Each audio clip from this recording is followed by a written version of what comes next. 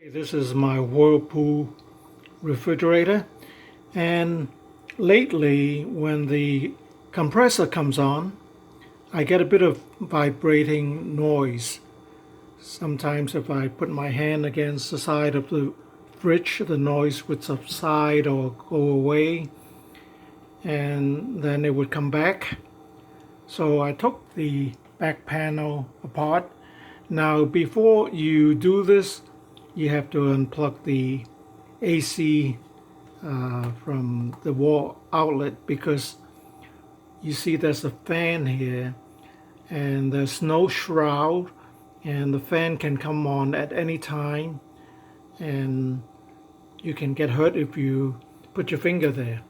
Okay, I think the problem is here where the condenser coil rests against the plastic drain pan.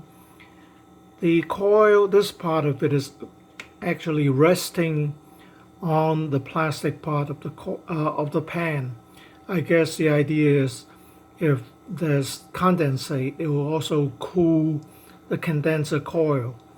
So this is the part that seems to be making the noise when the fridge comes on.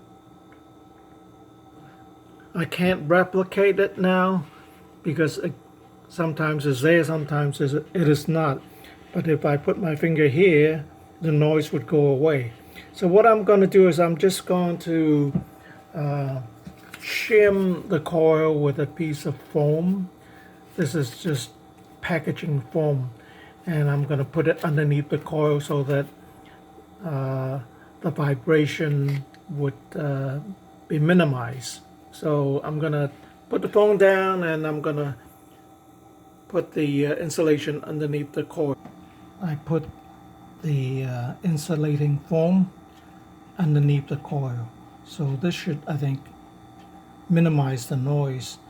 And I don't want to raise the coil too much from the pan because the liquid is supposed to cool the coil when there's enough of the condensate that comes from the freezer compartment when it defrosts.